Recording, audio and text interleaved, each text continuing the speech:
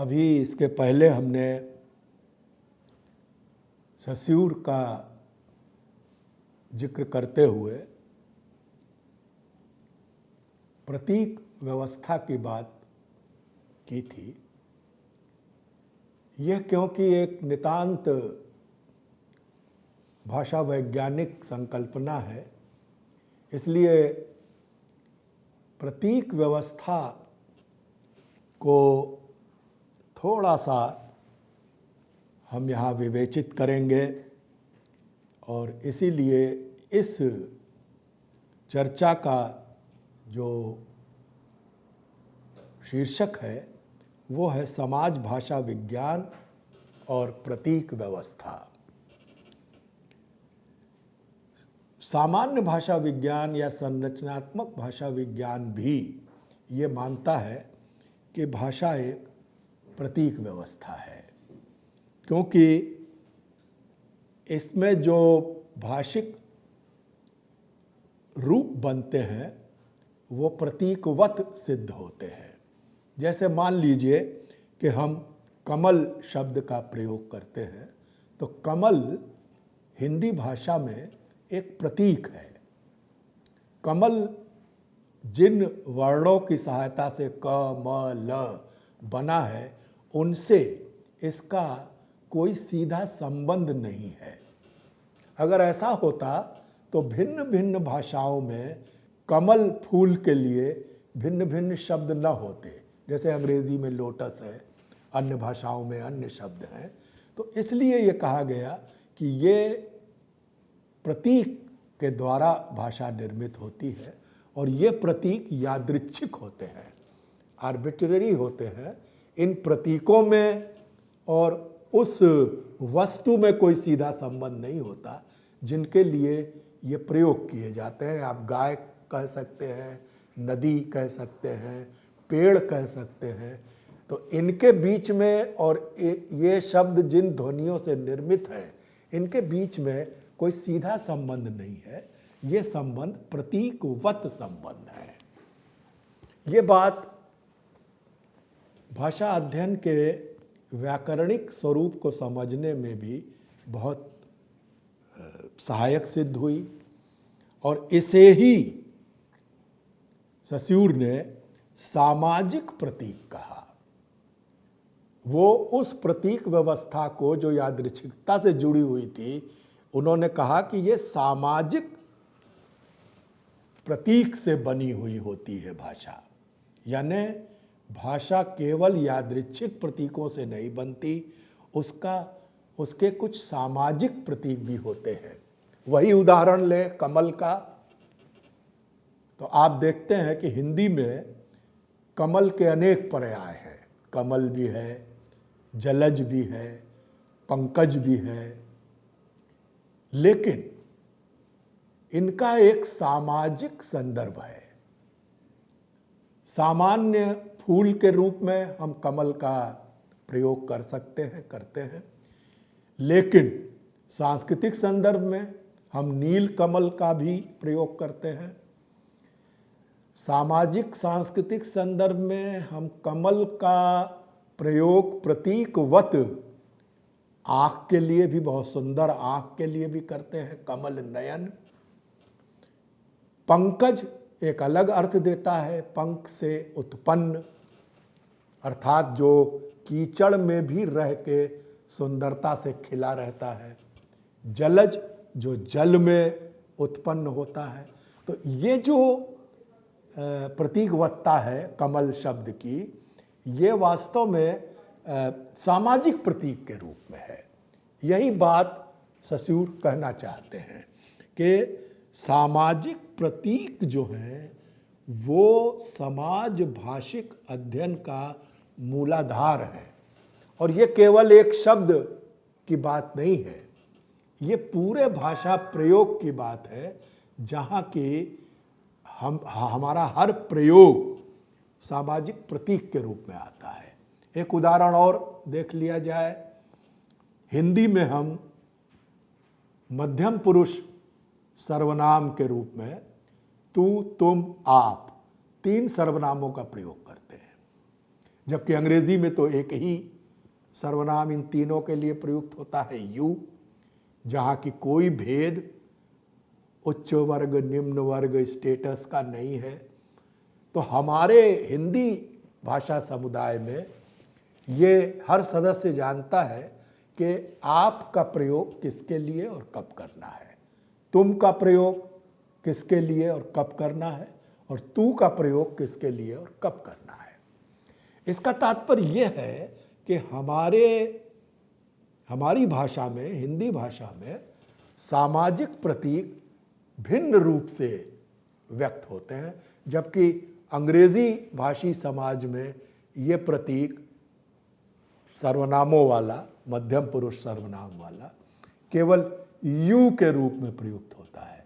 इसीलिए अनुवादक को अनुवाद करते समय कई बार संदर्भ समझ के इनका अनुवाद करना होता है, क्योंकि वहाँ तो यू ही आया है, लेकिन हम संदर्भ में देखते हैं कि ये अगर यू पिताजी के लिए आया है तो हम वाक्य बनाते हैं पिताजी जा रहे हैं।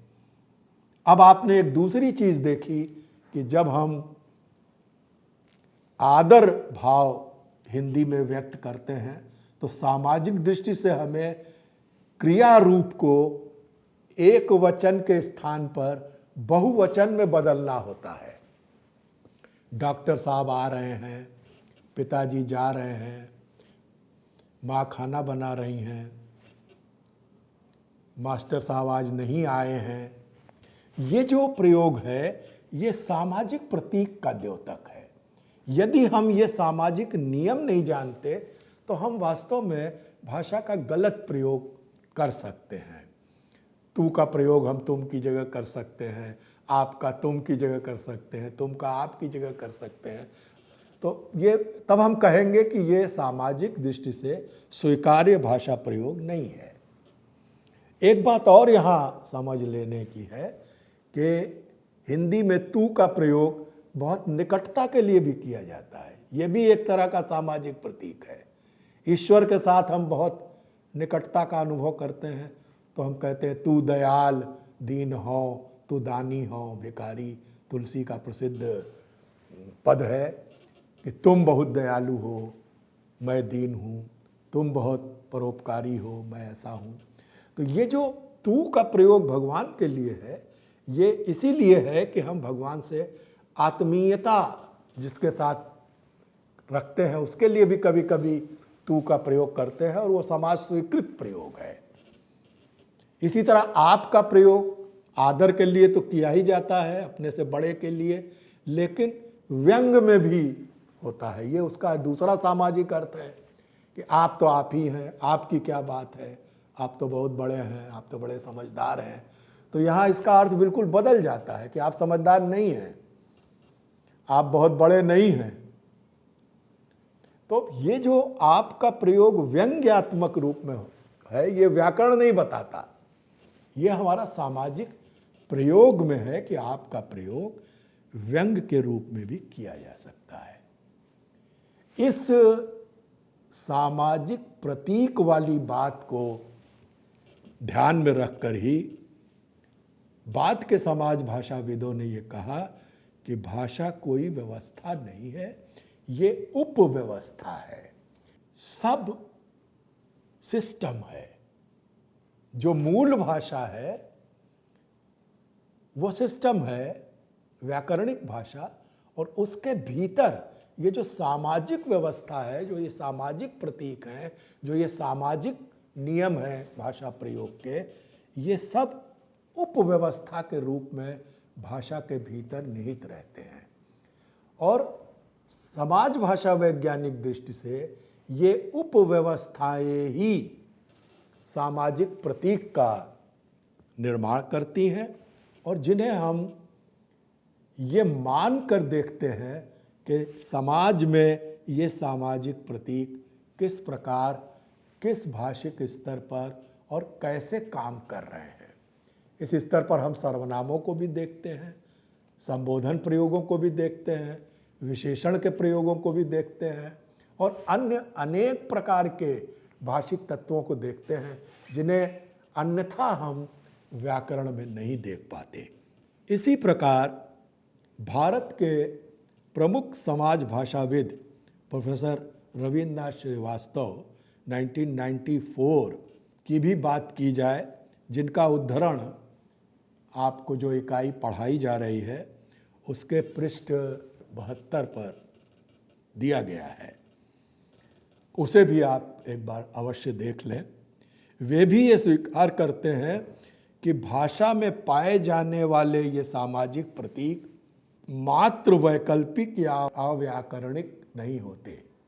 जैसा कि हमने देखा कि चॉम्स्की मानते हैं कि ये अव्याकरणिक हैं और ऐसे हैं कि इनको रद्दी की टोकरी में फेंक देना चाहिए, बल्कि इसके विपरीत ये काफ़ी महत्वपूर्ण तत्व हैं भाषा व्यवहार के।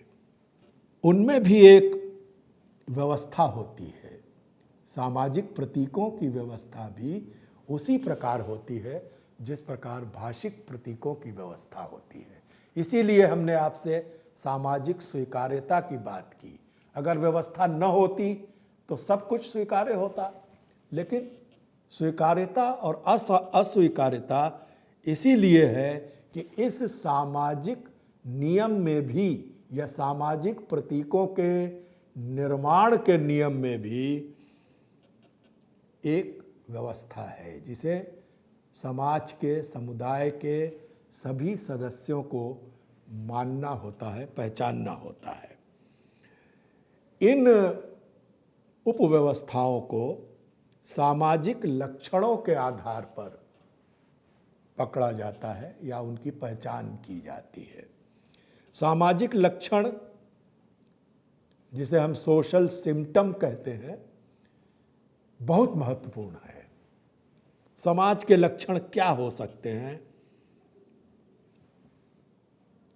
एक लक्षण हो सकता है कि हम ये देखें कि सामाजिक प्रयोग के समय हम विकल्पों को कैसे अलग अलग ढंग से स्थिर करें या उनका प्रयोग करें। उदाहरण के लिए एक उदाहरण बहुत महत्वपूर्ण है जो हिंदी के भाषाविदों ने भी दिया है, हम लोग भी इसको बराबर प्रयोग में लाते हैं अपनी बात को समझाने के लिए। ये लक्षण या प्रयोग या उदाहरण है ण और न स्थिति का। हिंदी में आप जानते हैं ण रावण जिसमें लिखा जाता है और न सामान्य नासिक के व्यंजन, ये दो प्रयोग हमें मिलते हैं। और हम ये बार बार देखते हैं कि कुछ लोग ळ का ही प्रयोग करते हैं शुद्ध रूप में, ण रावण वाले ळ का, लेकिन कुछ लोग इस ळ को न बना देते हैं रावण, और कुछ लोग ये भी क्षमता रखते हैं कि वो जब उचित समझते हैं, उपयुक्त समझते हैं तो ण का प्रयोग करते हैं और दूसरी स्थिति में न का प्रयोग करते हैं। तो आप देख रहे हैं कि केवल ध्वनि के स्तर पर ही तीन स्थितियां उत्पन्न हो गई, एक ण के प्रयोग की, एक न के प्रयोग की और एक दोनों के समानांतर प्रयोग की। और ये हर स्तर पर समाज में दिखाई देता है कि हम परिस्थिति के अनुसार अपनी वाक्य रचनाएं चुन लेते हैं। कभी हम बिल्कुल शुद्ध बोलते हैं, कभी शुद्ध नहीं बोलते, कि दूसरा सामने वाला अगर हम ये जानते हैं कि ये उतनी शुद्ध हिंदी नहीं समझ सकता तो हम उसमें थोड़ा सा विकार ला देते हैं, हम तद्भव शब्दों का प्रयोग कर देते हैं, हम वृक्ष की जगह विरक्ष बोल देते हैं, या हम भूमि की जगह भूइयाँ बोल देते हैं। ये जो प्रयोग हम जानबूझ के अपने भाषा व्यवहार में करते हैं, ये वास्तव में हम सामाजिक प्रतीकों का उपयुक्त चयन कर रहे होते हैं। ये बड़ा जिसे हम कहते हैं गहरा प्रश्न है, जिससे कि प्रतीक व्यवस्था समाज भाषा विज्ञान की जूझती है। एक उदाहरण मैं आपको और दे दूं। भोजपुरी भाषी हिंदी क्षेत्र में भिन्न भाषिक इकाइयों के लिए कई विकल्प मिलते हैं, और जो अशिक्षित वर्ग के लोग हैं वो इसका केवल एक रूप प्रयोग कर पाते हैं, और जो शिक्षित हैं वो दोनों रूपों का प्रयोग कर पाते हैं। जैसे क्या के लिए भोजपुरी में का प्रयोग होता है, का हो रहा है, क्या हो रहा है की जगह। पीला की जगह पियर शब्द का प्रयोग। गहिर गहरा के लिए, ऊ वह के लिए, ऊ जा रहा है। चीखना चखना के लिए, टू टेस्ट। घोरना घोलना के लिए, यहाँ आप देख रहे हैं र का ल में परिवर्तन हो गया। ऐसे अनेक जो प्रयोग हैं ये भी विकल्पवत प्रयोग हैं। सामान्य रूप से हम इन्हें तत्सम तद्भव प्रयोग कहते हैं, कि जो मूल शब्द है उसका एक ध्वनि के स्तर पर परिवर्तित रूप। तो यहाँ भी वही है, कई लोग इन दोनों के प्रयोग की दक्षता रखते हैं और कुछ लोग केवल एक की, या तो केवल शुद्ध वाले की, या कुछ लोग केवल तद्भव वाले की। कहना यह है कि इन प्रयोगों से हमें दो चीज़ों का पता लगता है, वक्ता श्रोता का, उनके संबंध और परिस्थिति का, और दूसरा उस संदर्भ का जिसमें हम इनका प्रयोग कर रहे हैं। तो हमारे पास एक स्थिति और बनती है, चयन की स्थिति, सिलेक्शन की स्थिति। हम अपने वार्तालाप के समय वक्ता श्रोता को देखते हुए, उसकी परिस्थिति को देखते हुए, संदर्भ को देखते हुए इनमें से किसी का चयन कर लेते हैं। वहाँ हम ये नहीं देखते कि ये शुद्ध है या यह अशुद्ध है। इस प्रकार जो सामाजिक लक्षण हैं, जिनकी हमने शुरू में चर्चा की, सोशल फीचर्स हैं, उनका पता हमें चल जाता है। संक्षेप में, समाज भाषा विज्ञान में यदि सामाजिक प्रतीकों का परिचय हमें प्राप्त करना हो तो ये कहा जा सकता है कि वो भाषा को उसके प्रयोग की जो सामाजिक संप्रेषण की स्थितियां हैं उनके संदर्भ में देखता है। ये बहुत महत्वपूर्ण है कि हम सामाजिक प्रतीकों को उस संदर्भ में देखते हैं जो सामाजिक संप्रेषण के लिए भाषा समाज ने निर्मित किया है। अगर इससे काट कर हम देखें तो सामाजिक प्रतीक हमारे सामने उभर कर आ ही नहीं सकते। इसलिए भाषाई व्यवहार का जो महत्व है वो तीनों ही स्थितियों में है कि हम भाषा के विकल्पों को पहचानते हैं, फिर उनका परिस्थिति संदर्भ के अनुसार प्रयोग करते हैं, और फिर उनको उस तरह का कि सामाजिक स्वीकार्यता देते हैं जिसको कि पूरा समाज स्वीकार करता है। भाषा और उसका प्रयोक्ता इस प्रकार भाषा को संपूर्णता में देखता है। ये बात थोड़ा स्पष्ट करनी चाहिए कि जब भाषा व्यवहार में आती है और सामाजिक प्रतीक के रूप में हम उसे देखते हैं तो वास्तव में हम भाषा को उसकी संपूर्णता में देखते हैं। व्याकरण केवल भाषा को एक सीमित रूप में देखता है, जबकि सामाजिक प्रतीक के रूप में भाषा विज्ञान उसे उसकी संपूर्णता में देखता है, और ये मान कर चलता है कि भाषा मनुष्य को इसीलिए एक सामाजिक प्राणी बनाती है, सोशल एनिमल बनाती है, क्योंकि वह भाषा के सामाजिक प्रतीकों के व्यवहार का ज्ञान रखता है। इसीलिए बार बार ये कहा गया है कि मनुष्य केवल बोलने वाला प्राणी नहीं है, स्पीकिंग एनिमल नहीं है, वो बातचीत करने वाला प्राणी है, वो कम्युनिकेटिव एनिमल है। वो एक दूसरे से बातचीत करता है, और अगर वो एक दूसरे से बातचीत करता है तो उसे इन सामाजिक प्रतीकों की जानकारी आवश्यक हो जाती है। कुछ बिंदुओं पर इन लक्षणों को हम यहाँ समझने की कोशिश करेंगे। ये इसलिए भी जरूरी है कि बहुत सी बातें समाज भाषा वैज्ञानिक अध्ययन में विद्यार्थियों के सामने बहुत स्पष्ट नहीं हो पाती, या तो वे बहुत विस्तार से लिखी गई होती हैं, या उनका कोई विवरण स्पष्टता के साथ नहीं दिया रहता, इसलिए विद्यार्थियों के उन्हें समझ पाने में थोड़ी कठिनाई हो जाती है। पहला बिंदु है कि समाज भाषा विज्ञान ये मान कर चलता है कि भाषा समाज सापेक्ष प्रतीक व्यवस्था है और सामाजिक तथ्य उसकी प्रकृति में ही अंतर्भुक्त रहते हैं। इसकी व्याख्या भी हम लोगों ने की। दूसरा लक्षण जो है वो है कि उपयुक्तता, एप्रोप्रिएटनेस इसका मूल आधार है।